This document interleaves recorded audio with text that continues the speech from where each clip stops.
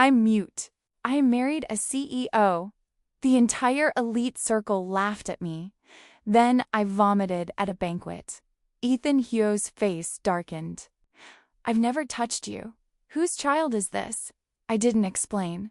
I hid away and gave birth to twins. Ethan stared at children who looked more and more like him, fell into deep thought. Late at night, he pulled me into his arms. Wife, how did we conceive those kids? Let's do a demonstration. Stay silent, and I'll take it as consent. Before I married Ethan Huo, I knew he couldn't have children. When he was 18, he climbed a tree to get a kite for his childhood sweetheart Yvonne. He fell. A sharp rock on the ground damaged a critical area. Word spread that his pants were covered in blood. He was mocked for years. After that, Ethan became cold and withdrawn. Yvonne, disgusted by his condition, broke off their engagement. My grandfather ran a traditional Chinese medicine clinic, passed down through generations. Ethan's grandfather was a VIP patient and close friend. When Ethan reached 25 without marrying, Grandpa Huo pressured him into marrying me. The Huo family had billions. Ethan was their only heir. My family, though respected in medicine, was nowhere near their level. Beyond the class difference, the biggest issue was simple. I'm mute. When news spread that Ethan Huo married a mute, the entire elite circle lost their minds. Wow, sure, Ethan Huo heir has issues downstairs, but with that family fortune, he could marry anyone. And he picked a mute from a common family? I heard Ethan's face was stone cold the entire wedding. Clearly unhappy with Grandpa's arrangement. Poor mute girl. Marrying into wealth doesn't mean she'll have an easy time. I knew Ethan didn't like me. I had no illusions. After the wedding, I voluntarily moved into a separate bedroom. We lived in the same villa, but our relationship was colder than strangers. Until one night, a year into our marriage, Ethan came home from a business dinner. He'd been drinking, caught in the rain. By midnight, he had a high fever. I went to his room to care for him. He was deeply unconscious, couldn't be woken. I took his temperature, 39.5 degrees Celsius, 103 degrees Fahrenheit. He couldn't swallow pills, so I'd have to cool him down physically. I unbuttoned his shirt. My eyes landed on his perfectly defined abs. I swallowed hard. Ethan had looks and a body that belonged in magazines. Family background second to none. If not for his condition and Yvonne breaking the engagement, someone like me would never have ended up with him. I brought a basin of warm water and a towel, wiped down his upper body, then I unbuckled his belt. Blushing, I wiped his lower half. To my surprise, he had a reaction. Quite an impressive one, actually. My mind filled with sinful thoughts. I wanted to test him at 39.5 degrees. I also wanted to test if the medicinal meals I'd been cooking for him this past year had any effect. We'd spent our marriage as polite strangers. Not just no intimacy, we'd never even held hands. But now, asleep, stripped of his usual cold demeanor, he looked vulnerable, easy to take advantage of. I threw the towel aside. Carefully, I climbed into his lap. The pain came and went quickly. 3 minutes later, the tears on my cheeks hadn't even dried. It was over. Well, he looked impressive, but functionality was lacking. After a moment, fear hit me. When he woke up and realized I'd taken advantage of him in his sleep, would he be furious? One thought dominated. He can never find out. Anyway, the experience wasn't great. I'll just pretend nothing happened. I dressed him, pulled up his pants, and slipped out of his room. The next morning, Ethan's fever broke. I came downstairs for breakfast, guilty as a thief, unable to meet his eyes. But he seemed unaware of my midnight crimes. His attitude toward me was as distant as ever, like I was just another piece of furniture in the house. I returned the same energy, used to keeping my presence small. We ate in silence. He left for work. I exhaled in relief. The incident became my buried secret. 1 month later, I realized I was pregnant. Wait, Wasn't he supposed to be infertile? How did one time do it? Apparently, my family's traditional medicine recipes really worked. I didn't know how to tell Ethan, and I never found the right moment. One day, Ethan sent an haute couture gown to the house. I was staring at it, bewildered, when my phone rang. Ethan, the dress arrived. Try it on. You're coming with me to a banquet tonight. He knew I couldn't speak, yet he called anyway. I couldn't even refuse. In our year of marriage, he'd never taken me to any social events. Besides, I'd be completely out of place. I didn't want to go. I started typing a message to decline. Before I could finish, another message popped up. Grandpa specifically asked me to bring you. Get ready. Well, if Grandpa was involved, I had to go. I replied, okay. 8 p.m. The Rolls-Royce picked me up. I was used to dressing simply. Wearing haute couture felt incredibly awkward. When the door opened, I thought I saw a flicker of something like admiration in Ethan's eyes. In the car, noticing my discomfort, he said casually, "You look beautiful like this. Be confident." I didn't know how sincere the compliment was, but my insecurity eased slightly. This was my first elite gathering. I followed Ethan into the banquet hall, and immediately, all eyes were on him.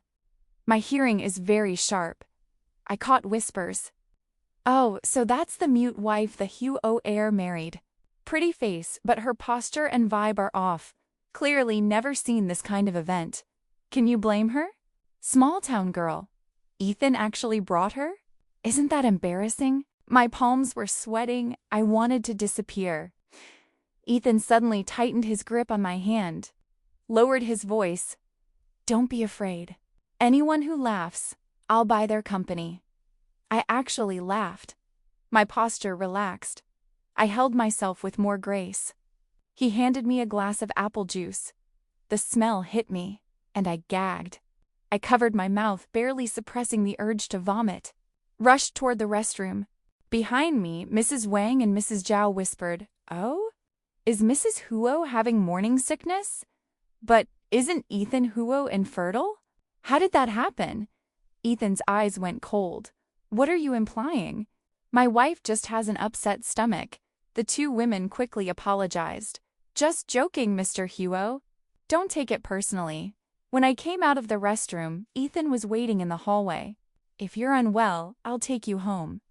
If you don't want to attend these events in the future, you can say no. I nodded, followed him home. Ethan called the family doctor to check on me. I waved him off. I was fine. Went to my room to rest. Then I noticed the pregnancy test on the bathroom counter was gone. I hurried downstairs to ask the housekeeper if she'd seen it. On the spiral staircase, I ran into Ethan. He was holding the pregnancy test. In my room, Ethan's face was dark. You're pregnant? Couldn't hide it anymore. I nodded. His expression grew darker. I've never touched you. Whose child is this? He never touched me. But I touched him. I stayed silent. Where would I even begin? Hey, 3 months ago when you had a fever, I took advantage of you. It wasn't exactly something to be proud of. And I couldn't say it. Plus, I hadn't gotten his consent. We were legally married, but I'd still violated his boundaries while he was unconscious. It was wrong. I was wrong. I'd been blinded by lust. I was guilty. I signed to him. I'm sorry. His face somehow got darker. Did he think I was confessing to having another man? After a long silence, he asked, "Are you keeping the baby?" I'd already been to the hospital. Twins. The doctor said they were healthy. I nodded. Yes, I'm keeping them. Ethan's eyes reddened like he was suppressing fury. He thought for a long moment. I respect your choice, but I'm not generous enough to raise another man's children. I'll send you abroad for the pregnancy. After the birth, we'll divorce. He mentioned divorce? Maybe it wasn't just because he thought I was carrying someone else's child. Maybe he'd never liked me, never wanted this marriage Grandpa forced on him. The pregnancy just gave him an excuse. I pushed those thoughts away, nodded. If he wanted divorce, I could let him go. Something like disappointment flickered in his eyes. I'll keep this from Grandpa.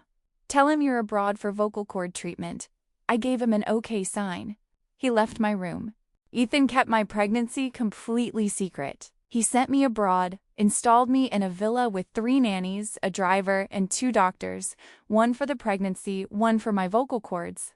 He also gave me an unlimited credit card. He took extremely good care of me.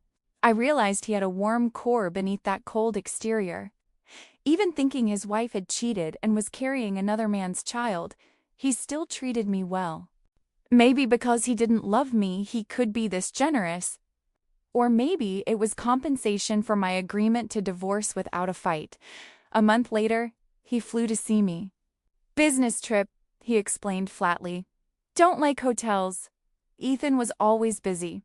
In the past, he'd finish work and catch the earliest flight home. This time, he stayed at the villa for 3 days.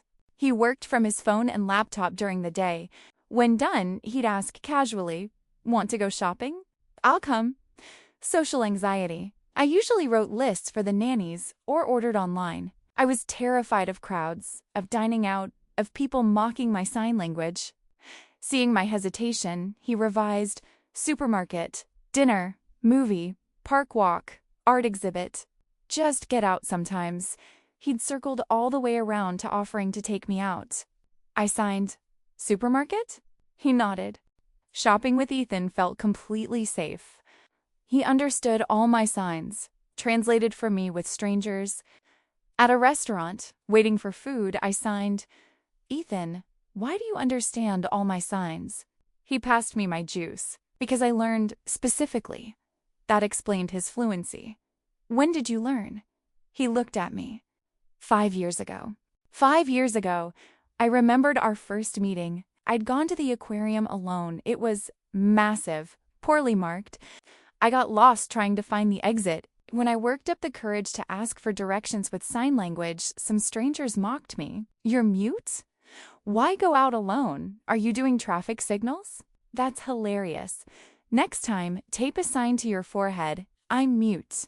Cute little mute. Call me Big Brother and I'll show you the way. I lowered my hands, held back tears, turned to flee. A young man pushed through the crowd. "Are you looking for the exit? I'll take you." That moment, I remembered the kind stranger who helped me. He walked me to the aquarium exit, watched until I got in a taxi. A year and a half ago, Grandpa Huo said he wanted to introduce me to his grandson. I wasn't interested in marrying into wealth until I saw Ethan Huo. I recognized him, the one who helped me that day. So I agreed. I never knew if Ethan remembered. He never mentioned it, probably forgot. Now he said he'd learned sign language specifically 5 years ago. Coincidence? Ethan went back to China. A month later, he returned. I signed, "Business trip again? Don't like hotels?" He nodded. I didn't call him out. Before he came, I'd talked to Grandpa Huo on the phone. He'd mentioned Ethan was flying over for the weekend to keep me company. Weekend. Ethan took me to the aquarium. It wasn't crowded, but he still held my hand like I might get lost. At the exit, he pointed to the sign. "This is the exit. Remember." I froze.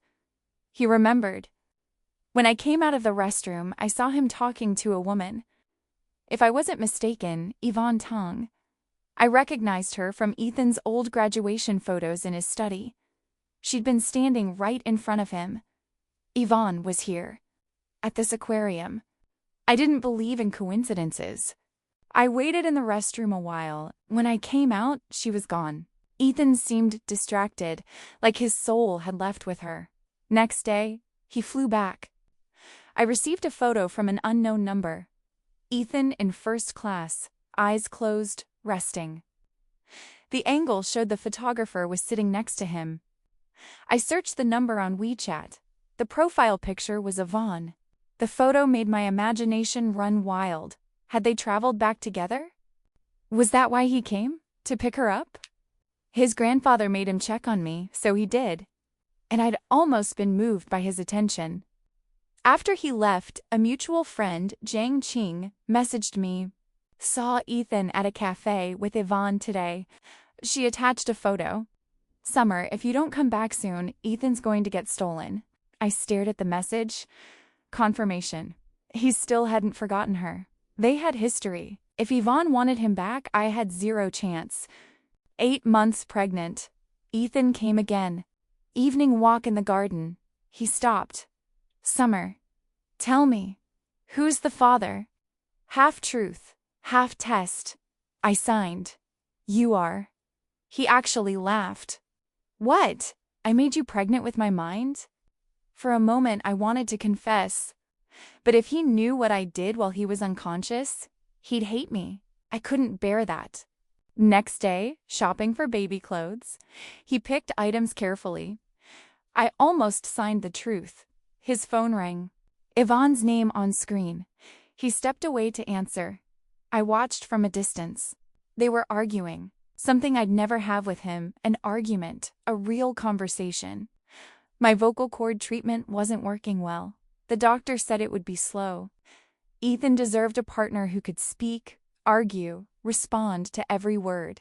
Simple things I couldn't do. By the time he came back, my courage was gone. What did you want to say? I shook my head. Signed. Nothing. He paid. I avoided his eyes the whole way home. That night, I locked my door. Thought about how he'd looked on the phone with her. My chest ached. My eyes stung. Knock. Summer. Open up. I opened the door. Signed. What? You've been crying. I denied it. That call upset you, didn't it? I shook my head. Just tired. No, I know you're upset. You can show it. Don't bottle it up. Don't give me the silent treatment. He pulled out his phone. Found Yvonne's new number. The screen asked, "Move to blacklist?" He took my hand, placed it on the screen. You do it. Understanding dawned. He was telling me it was okay to be jealous. To show it, I tapped confirm. Yvonne's old number had long been blocked. This new one? He'd waited for me to block it myself. He pulled me into his arms. If I upset you, bite me. Let me feel it. Don't hide. He'd talked about divorce before the birth, but everything he'd done these months said otherwise. He wanted a real marriage. I hugged him back. He smiled against my hair. If words are hard, use touch. Okay? Okay, I'm learning. Labor Day. Ethan dropped everything, caught the first flight. Twins. A boy and a girl. I handed him divorce papers I'd prepared. Inside, I didn't want divorce. This was a test. The papers waived all claims to Huo wealth. I signed a long message. You said after the birth, we'd divorce. Here's the agreement. If it's acceptable, sign. He read it. Eyes red. You want to divorce me before you've even recovered from childbirth? The father's waiting? I waved my hands. It's not about him. I want you to be free. You deserve better. He tore the papers. We're not divorcing. I stared. I thought about it. I can't have kids. I'd have to adopt anyway. Better to raise yours than a stranger's. I blinked. Last time, he'd said he wasn't generous enough to raise another man's children. What changed? I know he never visited. Trash human. You deserve better than him.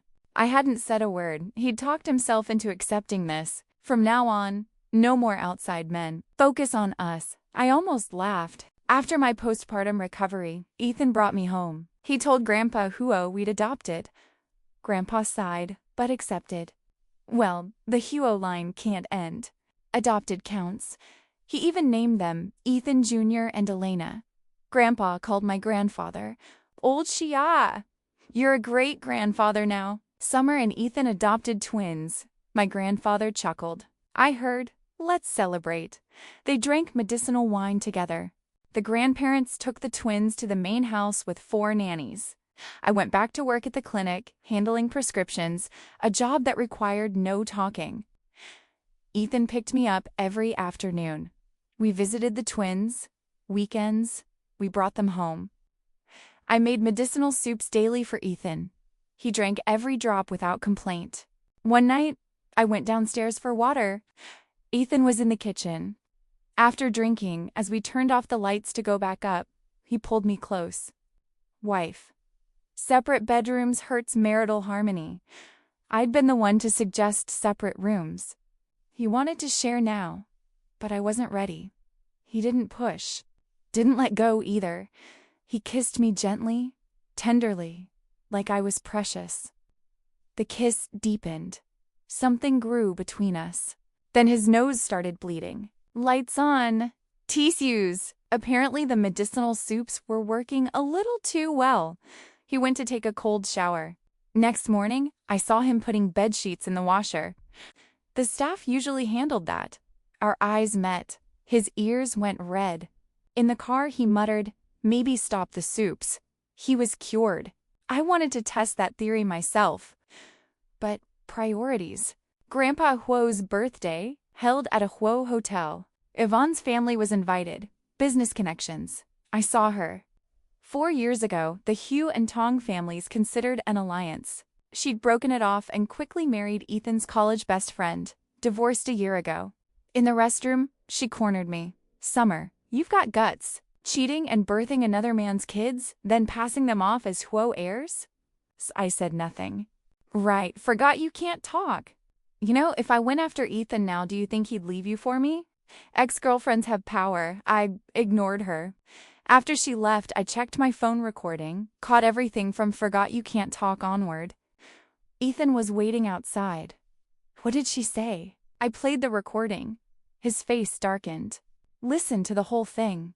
She's lying. I never wanted that alliance. She's not my ex-girlfriend. You are. From 5 years ago at the aquarium, I stared. I saw you at the aquarium. Helped you find the exit. I've liked you ever since. Grandpa didn't set us up randomly. He knew. I asked him to arrange it. All this time, I thought he'd settled. He'd been planning this. I signed. Then what about the aquarium with her? What? Oh, that was coincidence. She approached me when you were in the restroom, asked to be unblocked. I refused. The phone call when we were shopping? She threatened to tell Grandpa about your pregnancy if I didn't take her back. That's what the argument was about. I showed him the photos, the first-class seat, the cafe, not my flight. Someone else took that photo and sent it to her. And I've never had coffee with her. Jiang Qing is her college friend. She was paid to send that. One by one, he dismantled every suspicion. I had to confess, too, but before I could, a servant hurried over. "Young master, young madam, Yvonne is causing a scene. The old master wants you in the banquet hall." Yvonne had photos. Me, pregnant, abroad. Grandpa Huo, Summer, lied about adopting. Those are her biological children. She has another man. The Huo family's been deceived. Gasps. No way. That's insane. Having another man's kids and passing them off as Huo heirs? Ethan Huo is raising another man's children. Grandpa Huo's face was stone. What other man? Those are Ethan and Summer's biological children. My grandson's condition is cured. Yvonne shook her head violently. Impossible. Doctors said he'd never have children. Her mother tried to shut her up. Too late. I'm telling the truth. Grandpa, you can't let... Slap. Her father's hand. Shut up. He tried to salvage. Grandpa Huo, my daughter has lost her mind. I'll take her home. Grandpa's voice was ice.